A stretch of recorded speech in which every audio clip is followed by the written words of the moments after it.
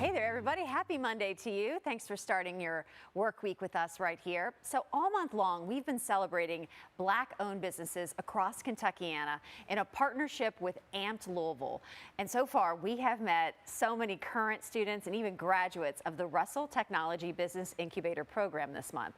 Joining us right now on Great Day Live in the studio is the Director of Operations for Amped, Monica Stewart. Monica, I'm so happy you could be here with us. Yes, thank you so much. Oh, well, thank you, because I feel like you have opened our eyes to so many of these great programs. I mean, first of all, for people that may not be familiar, let's talk about the Russell Business, the Incubator program. What is it exactly?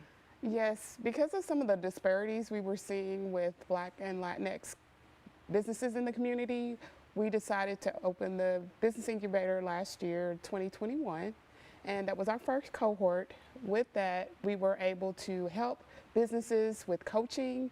They get all of the resources that they need, from accounting to marketing to branding, so that they're able to move to the next level in their business. They have to meet with their coach at least once a month, but we see those that meet with their coaches more frequently are on a higher trajectory. We also offer services if they need accounting services, marketing services. We provide those services as well.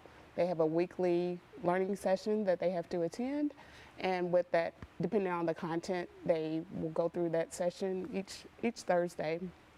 And then we also have a funding process, so really to be able to get those things that they need to move their business to the next level. And we also have a life coach and a wealth strategist, because we want to create generational wealth, because it takes 3 generations to build wealth and only 1 generation to destroy it. So we want to be sure that they have those strategies as well. That was something that was brought up, especially with Legacy Wine and Spirits. Yes. They said, or the reason we're calling it Legacy is because we want to create this legacy for our family, right? Not just our kids, but their kids. And I mean, that is really, I mean, Monica, when you take a step back, that's so powerful, right? You're not changing 1 generation of lives, but do you feel that when you look at them and you think, I'm so proud of what they've been doing? Yes, and we'll have some of our participants come in, because they're able to use our office if they don't have an office space, so they can come in and use our space. And some of them bring their children in. So it's like a family atmosphere, and we want them to feel welcome, and whatever resources that we can connect them with, we will do that at the incubator. And the resources are everything. And almost, listening to your current students and your graduates, it is kind of like an amped up, sorry for the play on the words there, but it feels like this amped up graduate school program, right? Like the college of the future, because you've taken all the things that they need. I mean, how did you get the idea for what was needed to complete the program, right? How did you figure out we need all this to get through it? As far as from a population perspective, the minority population is about 20%, but when you break that down into entrepreneurship, it's less than 2%. And there have been so many disparities from a lending perspective for those demographics. So we wanted to be sure that we provided those resources and be able to connect them to financial institutions. So we partner with several institutions in the local area.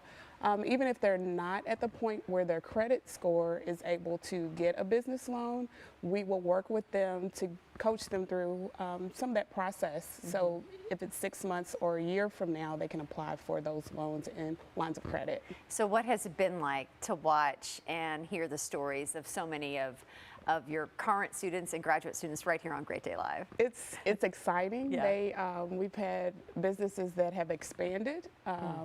We have a restaurant that is in a new location, and their business is continuing to grow. So we're excited for them. And we also have other businesses that are able to go to the next level. Maybe they didn't have that financial aspects to move to the next level. So we've seen a lot of that through the growth, even just in this first year. So we're excited to see where it's going to go. And we want to also talk about some of the other aspects that you have with AMP, because there's just so many different levels to what you all have. Tell me a little bit about your Music Academy. Yes, so our Music Academy is how we first started in 2014. We are in probably about 8 to 9 JCPS schools at this time, just depending on the programming. It could be music, audio production, coding, robotics. It just depends on what the school wants for the content. With that, we see children that have that creative outlet we see an uptick in their grades, their behavior, because they have that creative outlet. And then we also have a academic counselor that works with them to make sure that their grades, if she sees any concern, she'll work with the parent, the teacher, and the student to get them on a plan to get back, so they're able to increase their grades and to find out what are those things that they need. Maybe it's a homework corner at the house so they're able to do their homework, or maybe they need to be connected to a tutor. We make those connections for our students so they are successful. You're helping entrepreneurs, you're helping kids in JCPS. You also have a technology workforce program. Yes. Tell me about that. So with that, we started our AMP Family Learning Program in 2016, where we do technology training, some of the basics like Google Sheets, Microsoft Word, those entry-level components so people are able to get some of those jobs. And then we built out to data analytics. We really want to change the disparities from a data analytics perspective. So we do a training and we match those students that complete the program to employers in the city. So that's been exciting, getting to a higher level as far as from an income and to get there to advance their families. So it's been exciting for that as well. You've got a hand in everything, you know, and I know you're not done. You know, are you already thinking like into next year and the years beyond? Like what is next? What other area do you feel like that there's a need?